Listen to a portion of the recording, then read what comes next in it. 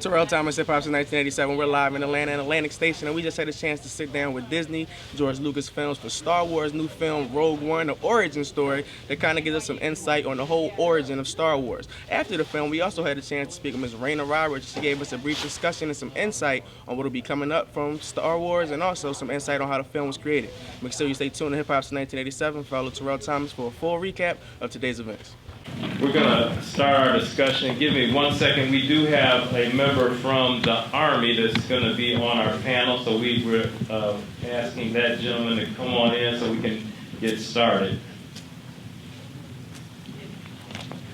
But while we do that, let's allow Rayne to kind of give you a little background. I'll let her introduce herself so you know a little bit about what she does. Then I'm going to ask her some questions, and we're going to dive into a conversation that kind of takes us further into the world of Star Wars. Rayne, do you mind just giving a second and telling all of our young men and our chaperones a little bit about yourself? Yeah, hi everybody. Hope you guys like the movie. I lost my voice a couple of days ago, so bear with me, but I'm a development executive at Lucasfilm, and that means that I'm part of the production team, and I'm one of the people that works with the director of the movie and the screenwriters to develop the story and the characters that take you from the beginning of the story all the way to the end. So we started that about 3 years ago on this movie, and it comes out, on Friday. So that's what my role is at Lucasfilm, and I'm part of what's called the Lucasfilm Story Group. So we help develop all the movies at Lucasfilm, including Force Awakens, this film, Episode 8, which will come out in about a year. And we develop all kinds of books and games and all kinds of animated content for people that love Star Wars to enjoy across various platforms. Thank you, Rayne. Thank you, Rayne. We have our member from the Army. Do you mind introducing yourself, sir? Sure, no problem. Good afternoon. Okay, can everybody hear me? Good afternoon. I'm Captain Greg Wynn. I am with Georgia Tech and work with their ROTC program. So good to see you this afternoon. Fantastic. So we want to take a few minutes now. Some of you may or may not realize this film just premiered this past week. Saturday night, yeah. Wow. So across the globe, there's only a small group of people at this juncture that have even seen the film. That's right. And you gentlemen and ladies are some of the fortunate few that have seen it first. Believe it or not, I mean, you probably are within a group of all of maybe 1,000 people, I'm not sure, that have really seen this film for the first time. So I consider it quite an honor that Lucasfilms has partnered with the Army and the 100 Black Men to bring this film. So what we'd like to do is have a little discussion. I'm going to kind of go between both of us and talk a little bit about Rayne, about your role. Gentlemen, Officer Wynn? Yes. We want to talk a little bit about the Army, about your role, and really help some of our audience to kind of understand some of these roles that take place, that not only help the movie, but also, that you guys can engage with, and hopefully you'll learn about some different careers and some different opportunities as we go to this discussion. Rayne, now I know, as we were talking earlier, you actually have background on both coasts, having gone to school in NYU and then also UCLA. But where did you develop this passion for film and television? Where did this really come from? Well, I grew up in Los Angeles, and when you grow up in Los Angeles in the 80s like I did, it's kind of like a giant movie backlot because there's a lot of filming that happens there. All the major movie studios are based in Los Angeles. So you kind of grew up watching films created all around you as a kid. Also, my dad loved movies, and we would go to movies every weekend.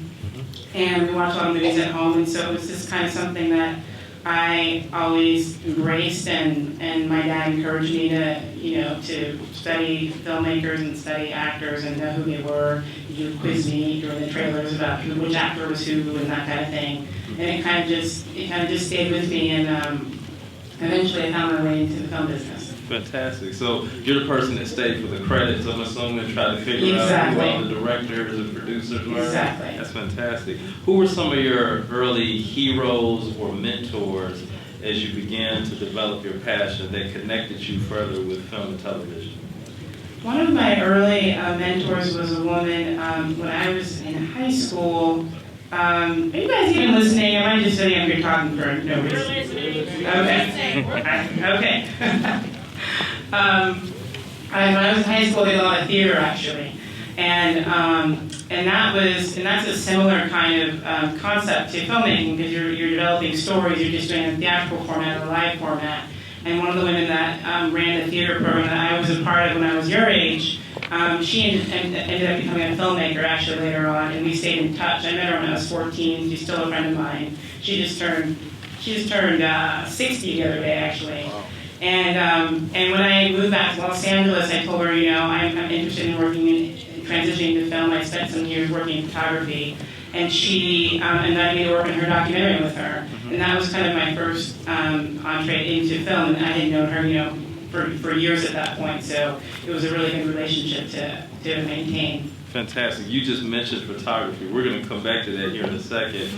Also, Wynn, and give me your full title. I want to make sure I'm correct. My name's Captain Greg Wynn. Captain. I am almost 10 years into the Army. Right now, I am the Assistant Professor of Military Science and the Executive Officer at Georgia Tech's ROTC program. Fantastic. Captain Wynn, you know, where are you originally from? I'm from right here. I was born and raised. Born at Grady and originally from Edgewood. Fantastic. There's some other Grady babies here? All right, all right. Captain Wynn, talk a little bit about your role, a little bit more about how you engage against the ROTC, and what it is that you found, you know, as you were growing up that really drew you close to participating with the Army, but ultimately, you know, the role that you're in right now. I'm not from a family that had a lot of financial means, and my mother joined the military. It paid for her college. It paved the way for us. I was born kind of young in her life, so I was able to actually watch her transition and climb financially. So there was a financial motivation, and then I was in high school when 9/11 occurred. I was a high school senior. So there was already a military component to my life, having moved with my mother through the Army, and after 9/11 I knew for certain that that's what I wanted to do. So it's just been fantastic. The Army's paid for school at one of the top 5 or so schools in the country, paid for my undergraduate education and my master's degree. That's fantastic. Congratulations. And Thank you. Rayne, I want to go back to photography, and I read something about you being connected with Vibe magazine. Talk a little bit about that role, about photography there, and I think it was like an editor of some sort. And what I want to cover and talk about is some of the transitions in Rayne's career that kind of led her to where she is. But you heard photography earlier. Can you help us how photography kind of was a passion as well in Vibe magazine and then some of the transitions? Well, when I was growing up, I became a photographer when I was a kid. I loved photography, and I wanted to study it at school. So when I went to NYU, that was my major. And I didn't at that point imagine working in film. I loved it, but I hadn't imagined how I could work on movies. But I also loved photography, and I figured I knew how to do that. So I went to NYU for that.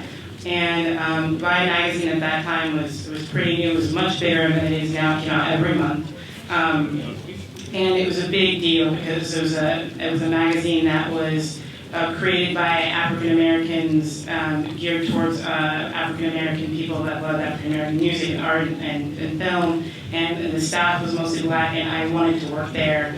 And I reached out to the photography editor, George Pitts, and said, I want to intern for you. And he kept saying, no, I can't give you an internship right now. I think I emailed him, or this is before email actually, so I would write him letters and send him things in the mail and call him for I called him for 2 or 3 years. Wow. And finally he said, my senior year, he said, I can give you an internship. And I went and did the internship, and that turned into a full-time job after I graduated. And that was fantastic. I did that for several years, but I noticed, and then I went on to work at other magazines after Vibe, but I noticed a lot of times magazines will feature either a movie star or a musician on the cover right before the album drops, right before the movie comes out.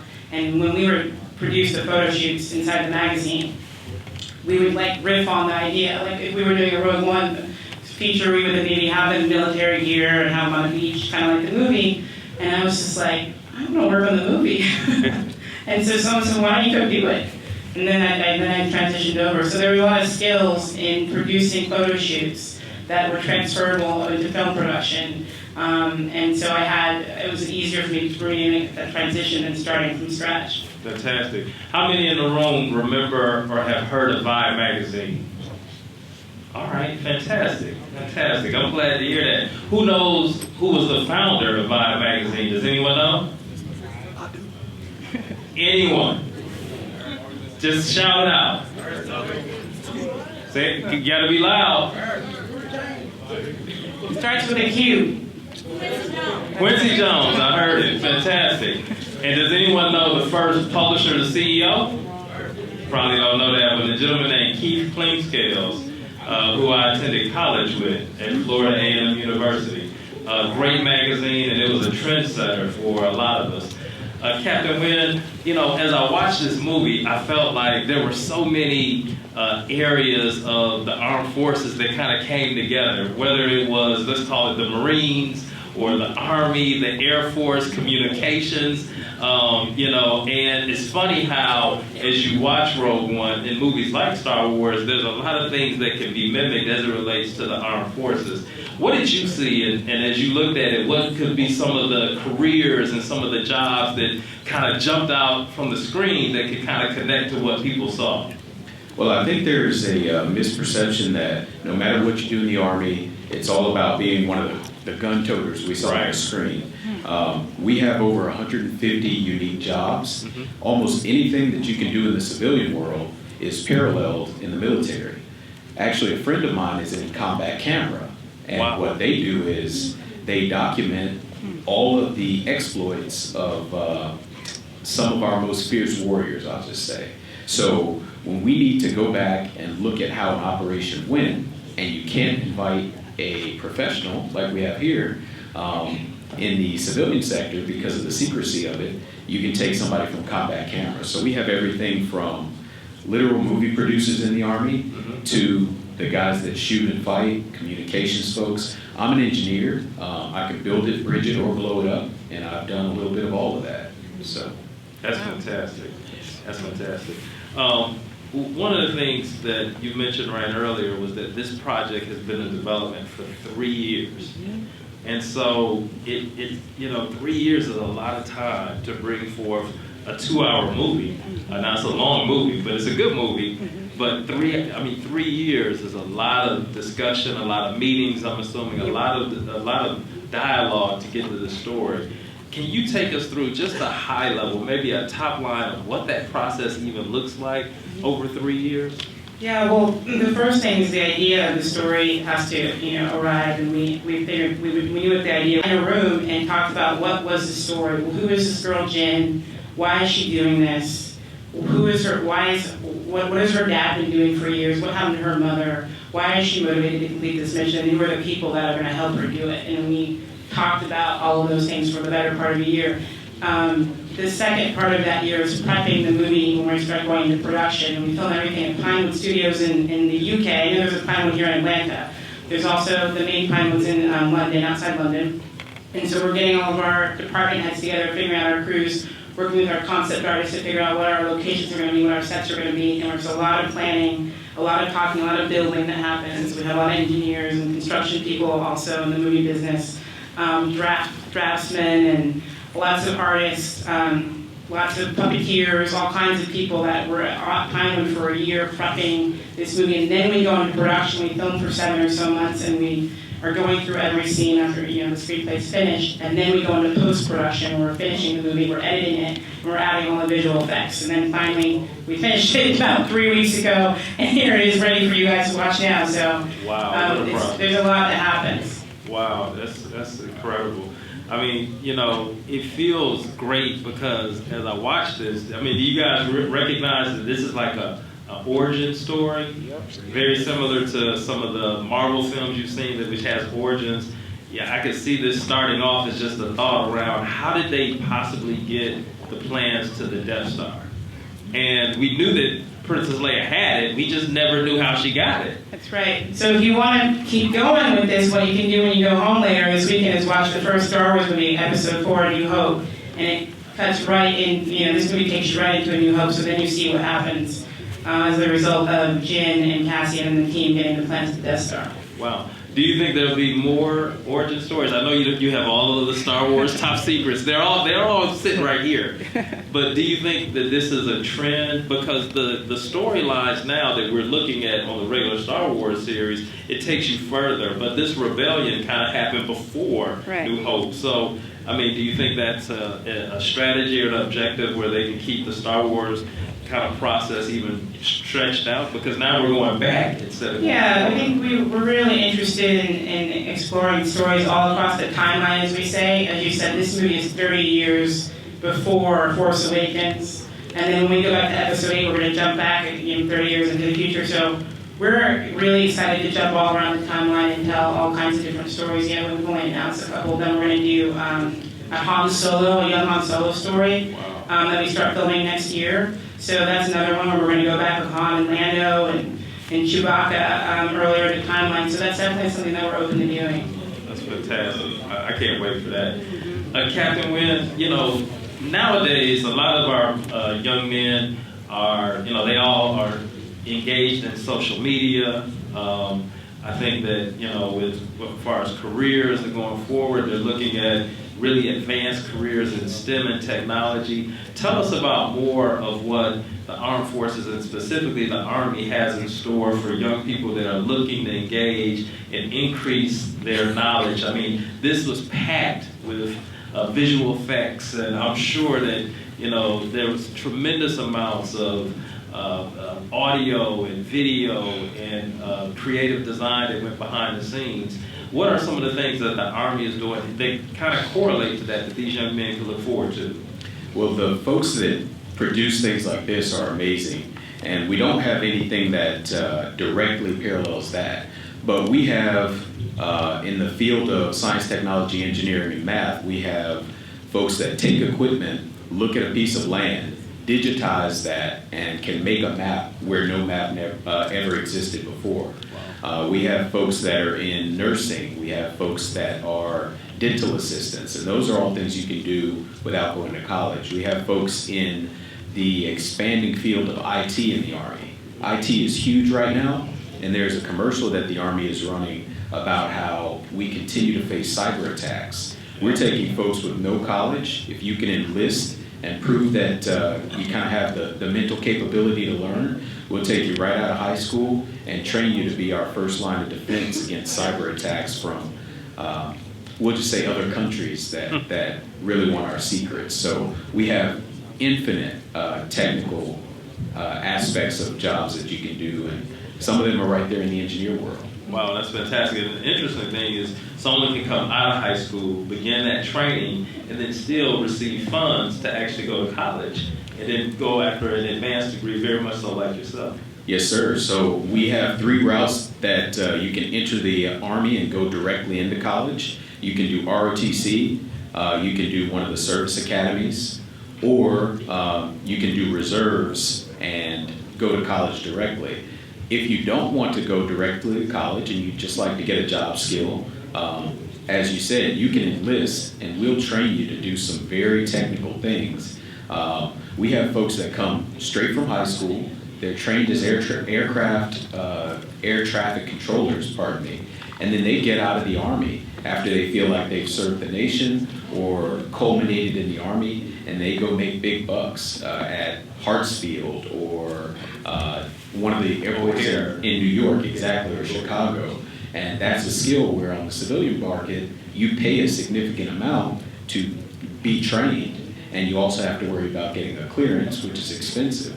The Army will train you, provide you a clearance, and you can transition directly into that job when you decide to get out. That's fantastic. We're going to take a couple questions. If you could prepare your question and raise your hand, we want to get a couple questions to our guests. Rayne, I want to go and talk a little bit about what's next in Lucasfilms. And interesting enough, my company, we were able to work on Red Tails, and so Lucas is actually a little bit more than just Star Wars, although that's a big property. What other things can we anticipate or look for coming from Lucasfilm? Well, we did announce, like I mentioned, we have Star Wars Episode 8 will be out in a year or so. We're finishing that right now. I have my 8 jacket on, you can see that. Nice. And then Han Solo will start shooting. And then we're going to do Episode 9, so we announced that director as well. And we also announced that we're going to do another Indiana Jones movie. So there's going to be a lot of fun happening inside Lucasfilm. That's fantastic. Do you guys remember Indiana Jones? Yeah. All right. Do we have a couple questions? Raise your hands high. Stand up here in the middle, young man. Okay. Questions? We have one right here. Go ahead, sir. Speak loud. Speak very loud for us. Are you going to make a second movie to this? The question is there a follow-up movie to Rogue One? Which I guess the Han Solo gives you that other origin film, but Right. let me let you answer. Is there another follow-up? Yeah, I can't exactly speak to that right now. There are no plans as of right now. Okay. Do we have another question? Go ahead, stand up. Give us your name, sir. Give us your name.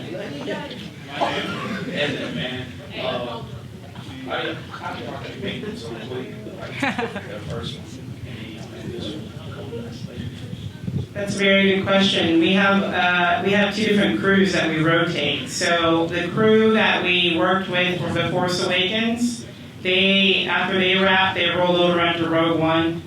While we were shooting Force Awakens, my team was developing the storyline for Rogue One. So when we finished developing Force Awakens, then a lot of our hard work is done because then it's off being filmed at that point. We'll do set visits, etc., but it's actually goes into production at that point. So the development part is over. That means we can focus on developing a new story. So while Force Awakens was being filmed, we developed Rogue One, and then we went and filmed Rogue One. And while Rogue One was being filmed, we developed the Han Solo movie, and you can see it's just like a rotation. So the crew from Force Awakens rolled under Rogue One. We had a new crew for Episode 8, and some of that crew will roll onto the Han Solo movie. So we just kind of have two cycles going at all times. That's fantastic. What it sounds like is once you get inside this engine, it's non-stop work. So That's right. That's good.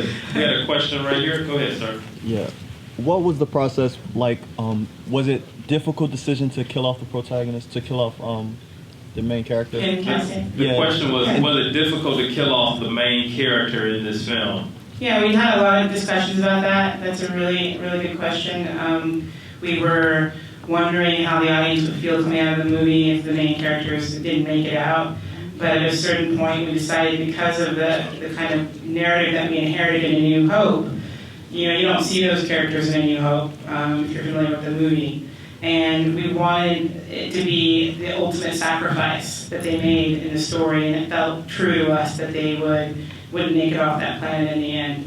And so that was a difficult decision. We went back. Garrett, in fact, we went back and forth about it quite a bit. We had different versions. I won't go into what they were, but we had different versions of the ending, for sure. Fantastic. We have another question up here.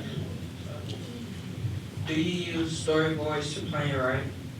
That's a great Absolutely. We used storyboards, especially on this movie. We had some amazing storyboard artists. In fact, on Friday, there's a book that comes out called The Art of Rogue One, and we have some of the storyboards in the book. You can see them. They're phenomenal. Our main storyboard artists were these two amazing artists in London named Matt Alsop and John McCoy. They're really good friends of mine. And we boarded almost every frame of this movie because that's how Gareth likes to work. So that's a really good question. That's a lot of storyboards. It's a lot of storyboards. Gentlemen here, give us your name again. Armin Stokes. Go ahead, ask your question. When you write out the movie, do you write it word for word, or do you write it from the narrator?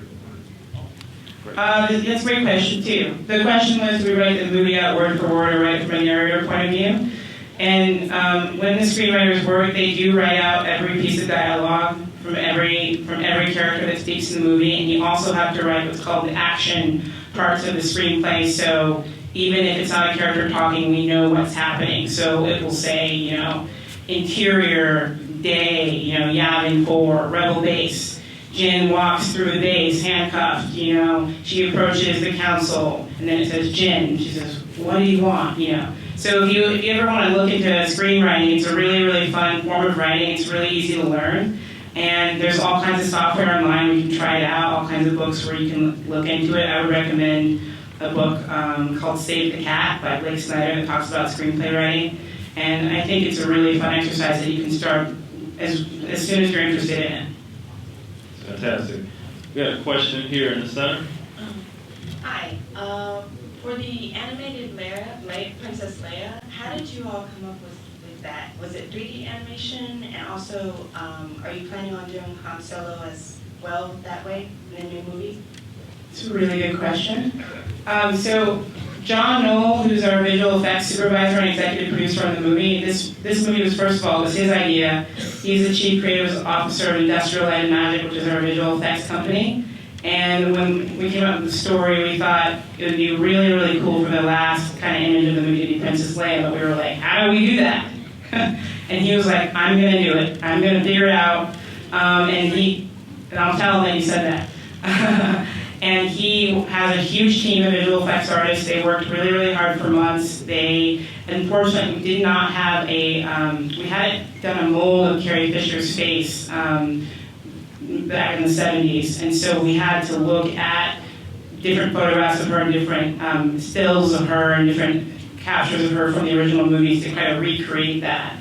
And it was a big labor of love. And the final test was we showed it to Carrie Fisher to make sure she felt okay about it, and she squealed and was just like, I can't believe that's me, where did you get that from? Is that like an old thing? And we were like, no, that's we made it up. So, and then in terms of Han Solo, no, the Han Solo story goes back on the timeline. It's a young Han Solo story, so it cast an actor named Alden Ehrenreich to play Han, and Donald Glover from Atlanta is playing Lando. So, we'll go with that, yeah. And this will have to be our last question here in the back center area. Okay. How you doing today? I just want to ask a quick question. I saw Force Awakens last year, and I just saw Rogue One, and I want to know, what is the motivation or the push for more leads that are women and not male, as typically we see in movies such as this? And also, two, what variables play a role in determining if the lead is going to be of African American descent or in their nationalities, period? So based on gender and nationality. Really good questions. For Force Awakens and Rogue One, there wasn't an agenda that happened with making either of those characters female. With Force Awakens, the original idea that George Lucas had for that character was that it was a woman, and everyone got really excited about that, so we went forward. And when John Knoll pitched Rogue One to us, his idea was also that the lead character was a woman, so everyone went with it. So that came from the kind of storytellers themselves. And in terms of casting and in terms of diversity, that's not something we're very specific about early in the process. Sometimes it is, and I can't really get into it in this forum, but it's something that we care very, very much about, that we talk about a lot, and that all of our directors are very passionate about. So we're trying to make these films as diverse as possible. We were really thrilled that we cast John Boyega as Finn. That was personally something that I advocated for a lot, and it was really, really exciting when it happened. And we're going to continue to do that wherever we can, in every role that we can. So before the young gentleman walks out, have him come back. We have one final question. I wanted to grab that one. Go ahead, young man. Your question? Right there. Yeah, you?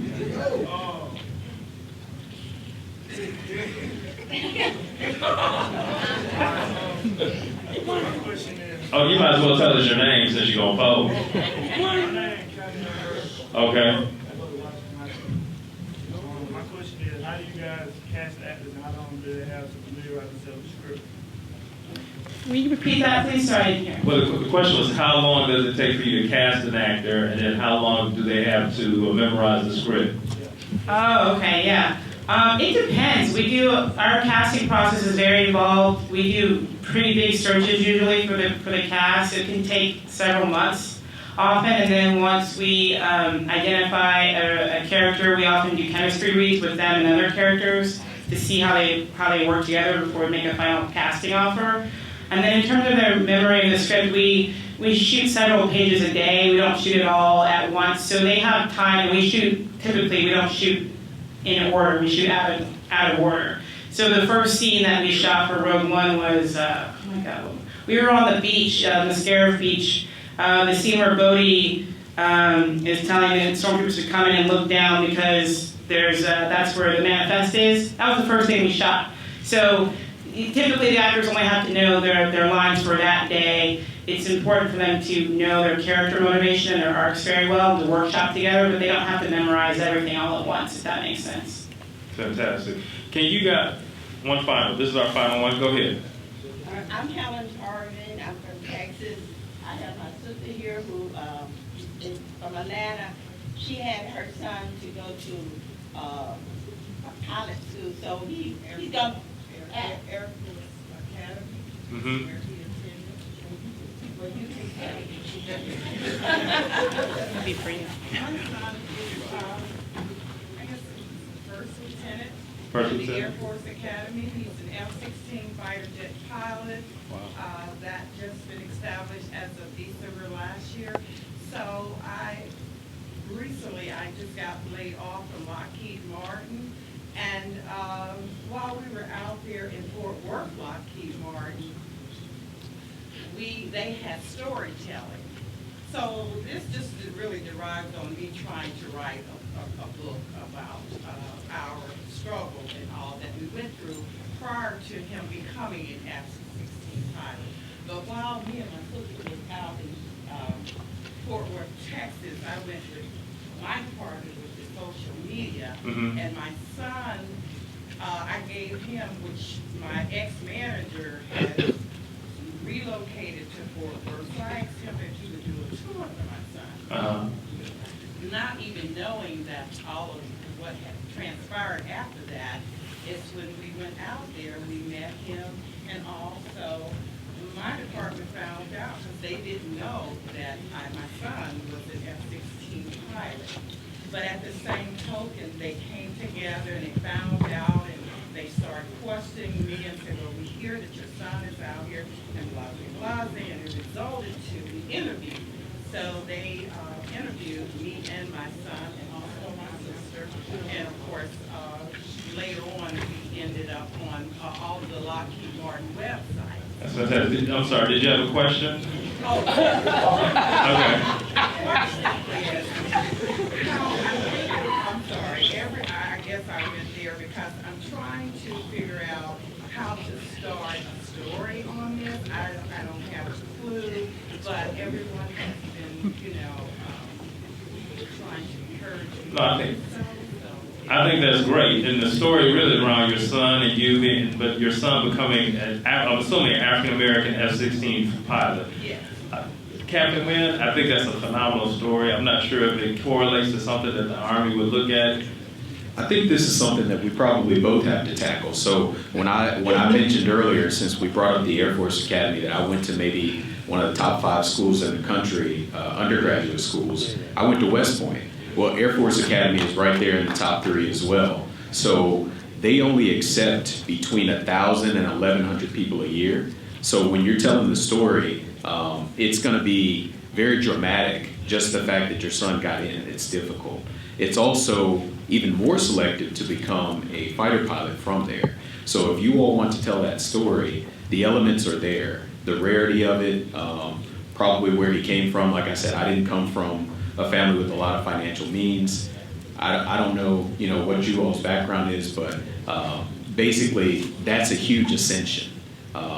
And he's kind of put himself into the stratosphere. And elite space. Right, and he could potentially jump off into being an astronaut. A lot of those guys were fighter pilots. He could be a politician. So there's an aspect of the story that still remains unwritten. And that's any part of the military can kind of launch you into a whole nother thing. Now, as to the storytelling, I keep giving deference to people like our producer here because I'm not creative, and I'm amazed that you could do something like Rogue One. So maybe you could speak to the storytelling aspect. Well, thank you. I'm amazed because we are very inspired by obviously the military. When we came up with this, we watched Saving Private Ryan, all these war movies to come up with these kind of characters. But as for you storytelling, I would recommend local university, community college writing courses for adults. Those are phenomenal, and they give you tools. They give you, and also for screenwriting, anything. They give you tools in terms of how to start that writing process, and they give you a community of people to start to share your work with and get feedback on. Those are the best, most hidden secrets about learning how to make any kind of art is your local university or your community college and the kinds of offerings they have at night, et cetera, for people that aren't actually enrolled in any undergraduate program. So can we give a round of applause to Rayne and of course to Captain Lynn. What a fabulous opportunity. I want to also remind you, we have the Army here. Mr. Singer is going to have some instructions, but we have Army personnel all around the room. I want you to stop them, talk to them, ask them questions as you leave, inquire about different jobs and opportunities with the armed forces. Again, we want to thank the 100 Black Men. I want to thank Disney and Lucasfilms. And of course, we want to thank the Army for bringing this opportunity to you guys.